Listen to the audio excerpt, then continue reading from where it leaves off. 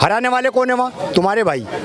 हमारे तो गलत हैं, हमारे तो नहीं चाहते, कुछ परसेंट न चाहते हैं मोदी को, जो देशभक्त हैं वो, जो भारतवासी जो हम चाहते हैं। तुम्हारे जो दो गले हिंदू लालची हिंदू उन्होंने हराया अयोध्या में। तो मैं वहाँ 2312 वोट पड़े हैं। अच्छा। 532 मकान आवाज दिए हैं मोदी सरकार ने। मुस्लिम, पूरा गांव मुस्लिम है। एक भी वोट भारतीय जनता पार्टी के पक्ष में नहीं पड़ा है। वो उन आदमियों को मैं कहना चाहता हूँ, उनकी ज़िंदगी पे नालत हो उस गांव की या उस आदमियों की, क्यों तुमने आवाज़ क्यों लिया। तो नमस्कार और स्वागत है आप सभी का। दोस्तों मैं ध्रुव और आप देखना शुरू कर चुके हैं डेली न्यूज़ इंडिया। लोकसभा चुनाव 2024 का परिणाम आया।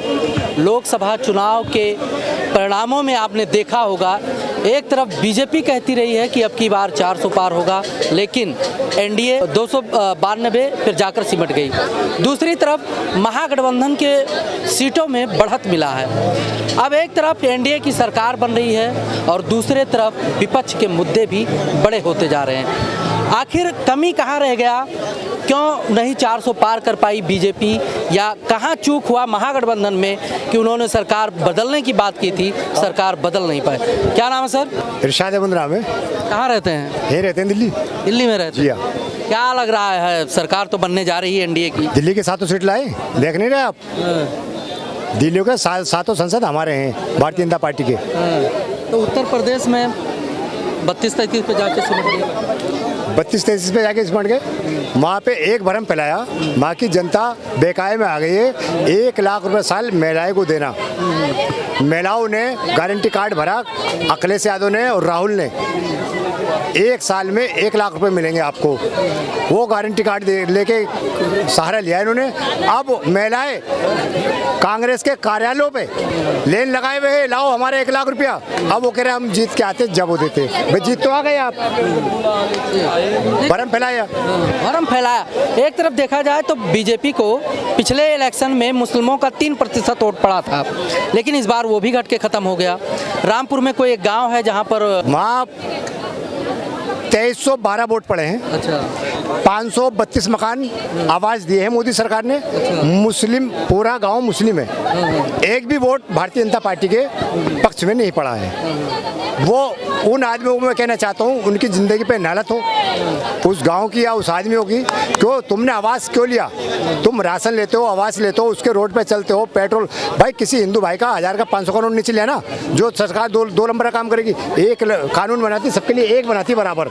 मोदी जी 140 करोड़ आदमी की बात करते हैं। हमारा भी हक है मोदी जी को वोट देने का। वोट देने का हक तो वैसे सबका है जो भारत में रहते हैं, लेकिन कुछ जगहों पर अगर नोट किया जाए तो बीजेपी बार बार हर जनसभाओं में कहती थी अब की बार 400 पार, लेकिन 240 पर ही रहेगी। 10 साल के अंदर 241 सीटें हमारी। जो 70 साल से पार्टी चल रही वो तो 100 पार नहीं कर पाई। आपने उस पर एक्शन तो उठाया नहीं।